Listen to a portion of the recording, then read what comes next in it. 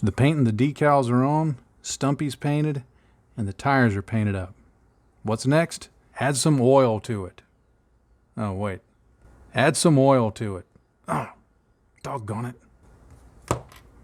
Add some oil to it. Sorry about that, Stumpy.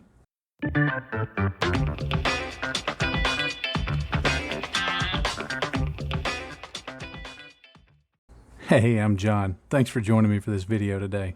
When it comes to adding a finish to your model, there are a few steps that are quite as dramatic as adding some kind of wash to the model. What a wash does is it helps clarify, it helps the detail stand out. Now, you'll notice on this model there's lots of rivet detail and just various greeblies and things like that. And by adding a wash, it's going to help those stand out to the viewer. Remember, a lot of times when we're building a model, it's not so much about absolute realism, but rather it's about helping the viewer perceive the shapes and volumes on the model and helping them to give them almost a false sense of depth and light and shadow and contrast and all of those things. Now, when it comes to the type of oils that you can use, there are the art store type brands, both the cheap stuff, which I don't necessarily recommend, and the good stuff. This is from Winsor & Newton, a very good brand that you'll get good performance from. Then there are modeling specific brands like this from 502 Abtai Lung. Ammo of Mig makes their oil brushers, which are just essentially oil paints. And my favorite is Wilder Oils that are, I like them because they're, as it says, matte and fast drying. But any of these oils, except for maybe this guy, any of these oils are going to give you good performance. So don't take the fact that I'm going to be using mostly this in this video to say this is what you have to have. Now, with regards to thinners, any odorless type thinner that is compatible with oils is going to work.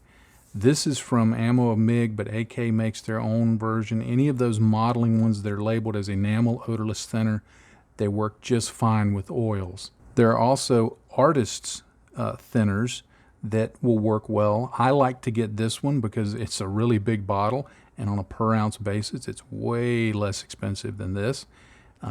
This is odorless terpenoid from Weber. Now, there is white spirits and thinners that are not odorless. I don't recommend those because, well, basically they're not odorless. They have a very strong odor. And if you start using those a lot, you will start getting headaches for the most part.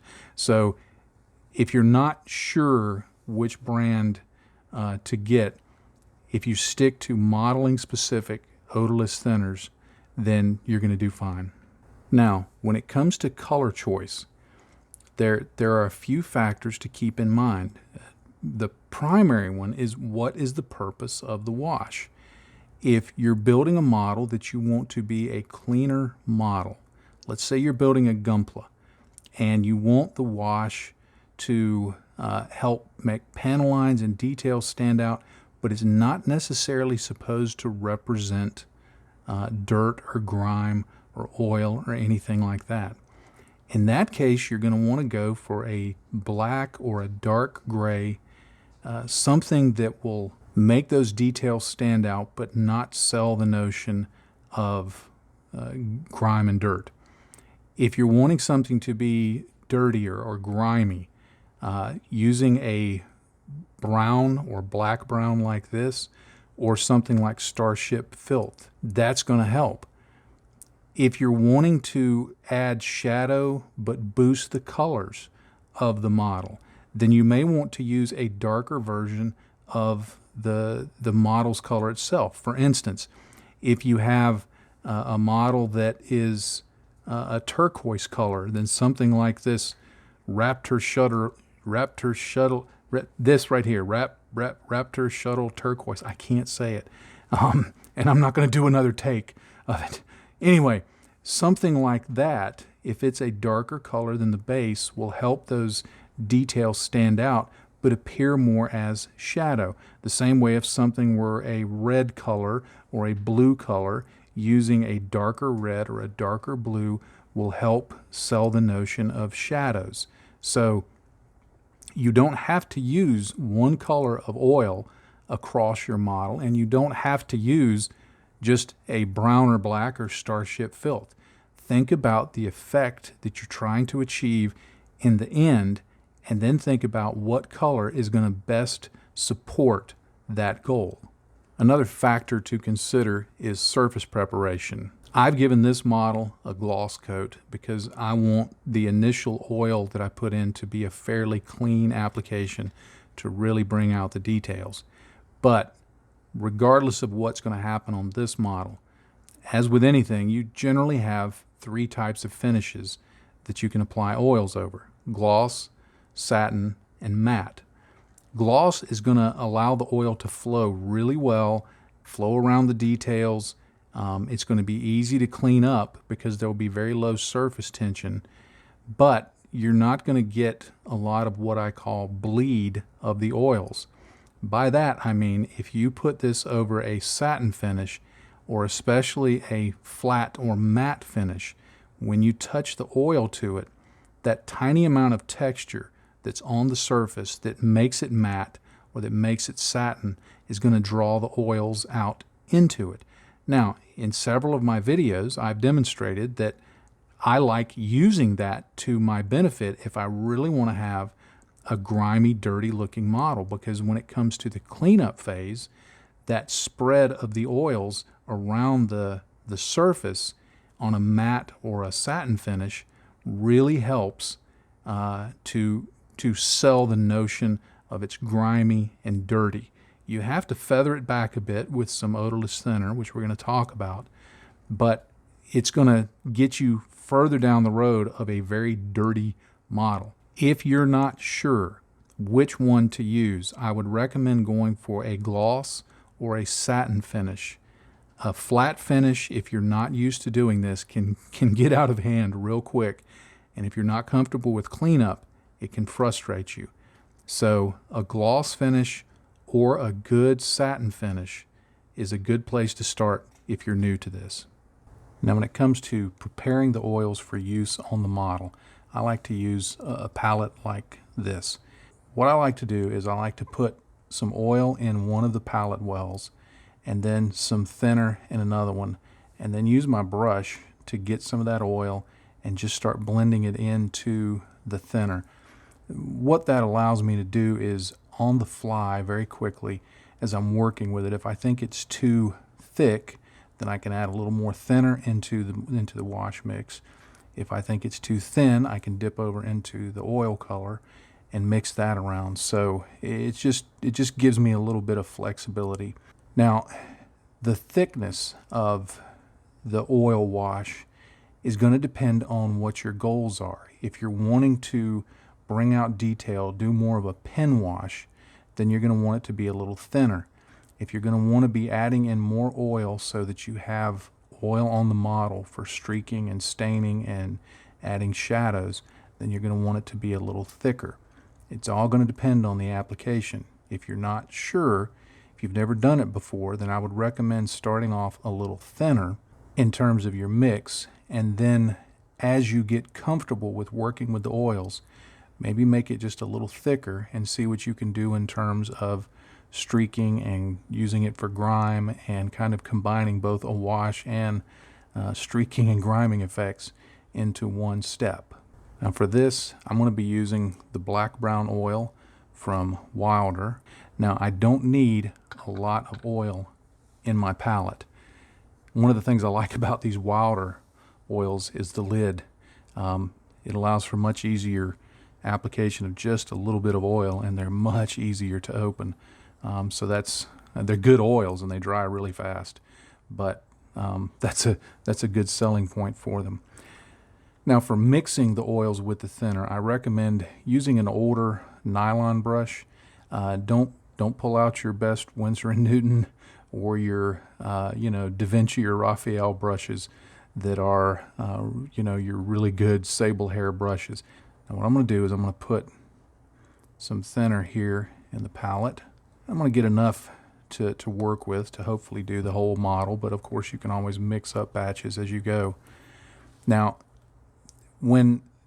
sometimes it's possible to get the oil mix too thin, and you'll know that it's too thin if after it starts drying, if the color starts separating, if it starts looking patchy.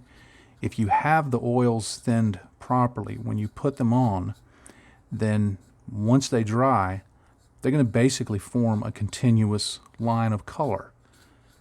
When you see it breaking apart, and you'll see it, it's easy to recognize. It goes from looking like an inked line to just looking like dirt and grime in it. Now, you can use that to weathering effect, but if you see that, you've probably got the oils too thin. For application, I like to use a thin liner brush. This is a nylon brush. This is a very cheap brush. Now, I keep a piece of paper towel nearby, so if I need to wick off the mix off onto that paper towel, I can very easily. But all I'm going to do is just mix this in, and you're going to want to occasionally, as you're working, just mix your oils around to make sure they're staying good and mixed up. But I'm just going to go onto the model and just touch that on there. And the combination of the gloss surface and the thinness of the wash is going to help it flow. Now, this model has more texture on it. I added some texture to kind of give it a more armored look. So that's going to slow the flow of the wash down. But as you see, I just go in and put that around the detail, and it's going to bring out those bolts. It's going to bring out these panels. It's going to flow around detail, like up here. If I just put that on there, you see how it just kind of runs where it wants to go, and that's good. Other times I focus on not only getting the detail brought out through a panel line wash, but also starting the weathering steps, kind of doing two things at once. So your goal in what you're trying to do in this step is why you would vary the thickness of the paint, the color of it, the amount that you apply, and things like that. Now, just to take a quick dive into drying time, these wilder oils that I'm using right now, they're designed to dry fast. And by that, I mean I can thin them and put them on here and clean them up, and certainly within 24 hours, they're going to be dry, has been my experience. I've actually worked over them as quickly as 3 or 4 hours, and if I'm careful, I've not had any problems. Other oils, your more artist type brands or modeling brands that are basically artist oils in a tube, these can take longer. Your Winsor & Newton, your higher quality Winsor & Newton oils, if you paint those on a canvas, they can take days, weeks, months to dry. This can take a few days up to a week to dry if you put on a heavy application. So you need to keep that in mind. A cool product that you can use to speed up the drying time is this product from VMS called Oil Expert Enhancing Medium.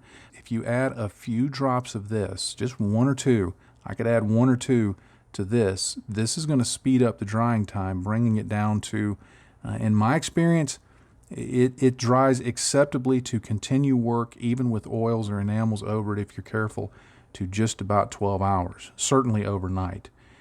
So this stuff is great. Now, I don't recommend using this with the wilder oils, because wilder oils already dry very fast. You add this to it, you need to be prepared to work quickly, because it's going to dry really quick, just within a few hours. Now, to continue applying the oils, I'll just keep working with it.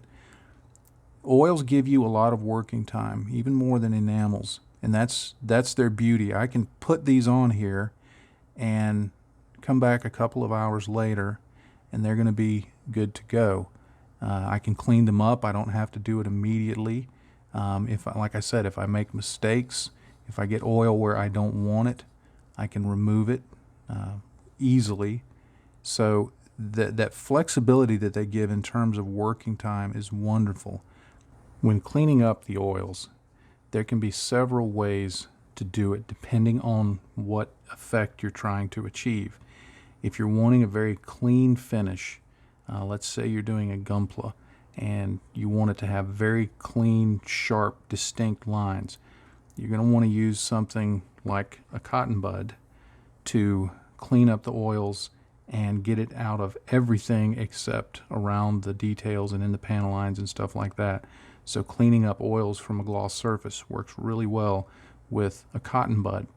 Now, if you're wanting a dirtier appearance, you can use a brush to blend the edges of the oil and leave a little more around there, and you get kind of a bleed effect. This is a little harder to achieve on a gloss surface.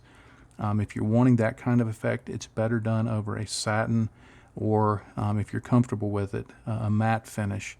But cleaning up with a brush is also something I do quite a bit. For some of these, I'll show using this Q-tip. Now this is dry. I haven't put it in any thinner. I have some thinner right here in my palette. And if you have areas that are giving you trouble, you can touch your Q-tip into the thinner, wick off most of it onto your paper towel, and then begin doing the cleanup. But I'm just going to do the cleanup here like this. And I'm going to be fairly gentle about it. Now, generally I go one direction with the cleanup so that if it gives me any streaking, if I want that effect, then it'll give me some light streaking like it's doing below that rivet detail. But if I wanted to clean that up further, I would just come back the other way. You can go across like that. It all depends on how clean you're wanting the effect to be after you've removed the excess oil. That's the goal here, is removing the excess, leaving only what you want. Now, I'd mentioned earlier that you can use a brush to do some cleanup if you want to leave a little more oil. And you'll notice here in these areas where I've got a little more oil like that, I'm going to use these to demonstrate how to clean that up with a brush. So let me refocus. Now what I'll do for this is I'm just going to dip my brush.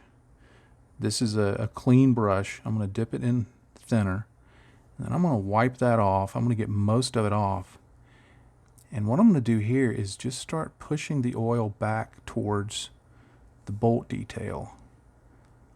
The goal here is to feather that edge out, to push the color back into the recess. And then once you get it up in there, if you need to then streak it down or something like that, you can do that. Oils, especially over a gloss surface, man, you can just push them around, pull them, smear them. You can do lots of things with them. They're very flexible on a gloss surface. However, for a dirtier appearance, I do like doing this over a satin or a matte surface, as I mentioned before, which I'm going to be doing in the final weathering of this. I'm going to put a satin coat over this. I don't recall if I mentioned this, but I gave this stuff about half an hour to dry before I started the cleanup. What I look for the drying process is for the thinner to no longer look wet. I don't wait a long time to clean this up. With these wilder oils, I'm actually going to have to go to work here in just a few minutes. So I didn't want to leave these and then come back and film this evening, because with these wilder oils, they dry fast enough that that would create some problems for me. So I only let it dry off about 20 minutes. The longer you let it dry, the easier it's going to be in terms of cleanup with regards to the oil staying in place. I'm going to have to go back and do a little bit of touch up with this, because I've only let it dry about 20 minutes, so it's pulling up in a few places, it's pulling up more oils than I want it to. But you can see it's just easy to clean that up, and it leaves your details looking really sharp and distinct, and just starts making them stand out from the background. Now, I obviously still have some work to do. I've only done this one section here, so I've got to go and do the rest of the model, but I'll do that off camera. I always run into the problem when I'm doing things on camera because of my poor eyesight. I really can't see what I'm doing fully about half the time. So I have to kind of do it and hope that it's appearing well. And then when I get off camera, I can get the model about 2 inches from my face so I can actually see what I'm doing. So I'll get this completed off camera and then move on in part 6 of this series to doing the full weathering after this. But I hope this has given you some food for thought in terms of using oils on your models. They're easy to use. It can sound intimidating. I know I've thrown out a lot of information. It can sound intimidating, but I think the simplest path, if you've never used them before, is put a gloss coat on your models, get some good quality artist oils, thin them down with odorless thinner so they're fairly thin, and just start applying them on and working with them. You're never going to grow in the hobby if you're not willing to experiment and maybe mess up a few times. And by mess up, I mean you won't get the expected results the first time. You'll be able, especially with oils, you'll be able to clean it up, remove them, go back and do it again. So it's not an there's very few mistakes in modeling that are unrecoverable, apart from, setting your model on fire, throwing it in the trash. You can paint over it, you can reprime it, you can start over again. There's lots of things you can do. So don't let if you don't have the best results the first time, don't let that frustrate you. Look at what happened, look at how you could improve on it, and then on the next model, do it again and again and again and again. That's how you grow in the hobby. So anyway, enough of that philosophy. I hope that this has been useful for you and giving you some information that can help you in applying oils to your models.